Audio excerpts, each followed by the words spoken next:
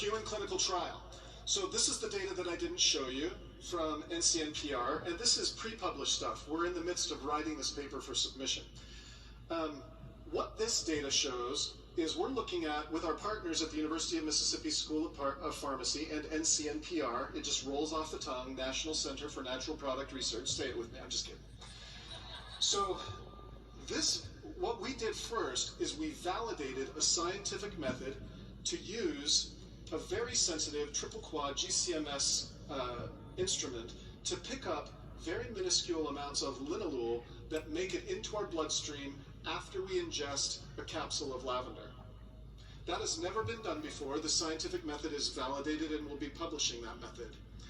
Using clinical trials, then next, we took 40 different people and split them up into multiple groups, randomizing them to get either lavender essential oil, linalool, pure but synthetic, linalool and linalool acetate, pure but synthetic, and another compound which I cannot talk to you about. And then what we did is we compared the blood levels at different time points. So what you see here is in that green spike of a graph, over 24 hours on the x-axis and concentration on the y-axis, what you see is immediately after taking an ingested dose of lavender, the linalool concentration in our bloodstream spikes to what we call the concentration maximum, or Cmax. And then it falls over a period of time until it reaches 0 out at around 20 hours or so. This is data that has never before been seen. We showed you something like this in one person, in a clinical trial of one. This is a clinical trial that included 40 human beings. That's why we've got error bars on all of those data points. And this is really strong pharmacokinetic evidence on how we dose lavender and why we use lavender the way that we do. Also, with this trial, we did a safety trial monitoring every single side effect that people felt, or every single symptom that they felt. Some of them weren't side effects. They were just like, I have the lavender burps, right? All right, let me see. So, this is this data blown up. There's a couple things that you see here. Do you remember when I told you this morning that lavender essential oil was absorbed at almost 2 times the amount into the bloodstream as was the synthetic compound linalool? This is the data that allows me to say that. So what we can see from this data is several things. One, we see that the whole essential oil is way more important than its constituent chemical compounds. I've had Dr. Hill tell me that, and as a medical scientist, I looked at him and I went, prove it. And do you know what he did to me? You prove it.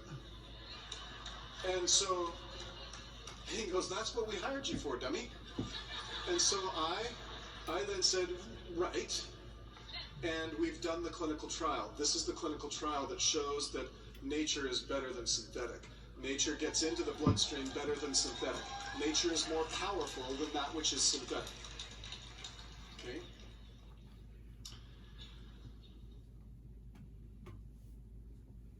This is a summary table of this clinical trial. What you see here is the Cmax of lavender essential oil was 143 on average in our participants, and in linalool was 85. So this is where I'm talking to you about how much more lavender is able to be absorbed. The area under the curve is how much lavender stays with us and how long it stays with us, basically its impact on the human body. And if you look at the half-life, which I didn't highlight on that graph, that's T1/2 in hours. The half-life of lavender essential oil in the bloodstream is about 3 hours. So now dōTERRA knows something that nobody else knows. Now many of you who are really quick and scientifically minded will say, well, now everybody else knows it. And I will say, oh heck no. Because they don't have a product that can work. They can't compare and say that this is apples and apples. Anybody out there who says and markets their oils like Dr. Hill said and says, we're just like dōTERRA, this data here and on the previous graphs says they're lying. Okay? And sadly in this industry, that seems to be allowed. We are going to rise above that We're not calling them out. You notice that I didn't put any names of companies on there, even though I could have. And that's because we're going to let science do the talking. Data will do the talking. We're not going to do anything. We're not getting in the mud. We're just trying to raise the bar on the whole industry. Thank you.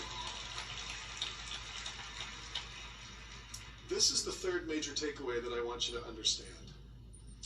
dōTERRA has always said that natural is better than synthetic. This is evidence that you now have in your hands to say why, and data-based. Okay? Dr. Nicole Stevens will be following me later this afternoon and talking to you about studies 4 and 5 in greater detail, but we're also developing a new delivery method, and we're not going to talk to you about it, but we're going to wave our hands about it, and you're going to understand a little bit more what next year will look like. I want to end here by helping you guys to understand that purity, consistency, dosing, delivery, and efficacy will be the pathway that we take, not just with lavender, but with multiple essential oils, hopefully every year. The more we succeed together, the faster we can do this. It's resources and it's time. It's relationships. And we've spent 2 years here at dōTERRA building those relationships with University of Mississippi, National Center for Natural Product Research, St. Elizabeth's, and others who are going to move this research forward with us as our partners. I look forward to making you a part of that process and join us in this process and helping everybody to understand it. Thank you so much, everybody.